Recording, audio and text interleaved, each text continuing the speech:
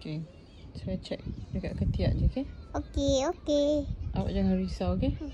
Saya tak risau. Saya memang baik dah. Oh, okeylah. Baik anak mami.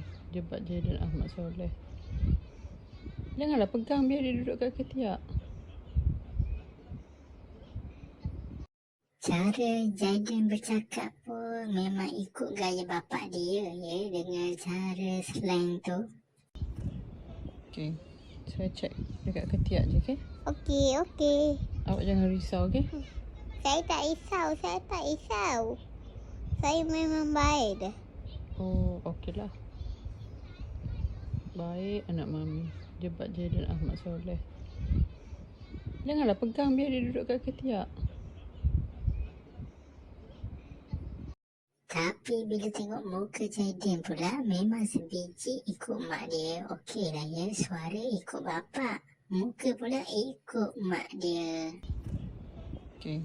Saya cek dekat ketiak je, okey? Okey. Awak jangan risau, okey? Saya tak risau. Saya memang baik dah. Oh, okeylah. Baik anak mami. Jebat Jayden Ahmad Soleh. Janganlah pegang, biar dia duduk kat ketiak. So, korang semua jangan risau ya. Jayden baik-baik saja tu ya. Nampak tenang je bila demam tu ya.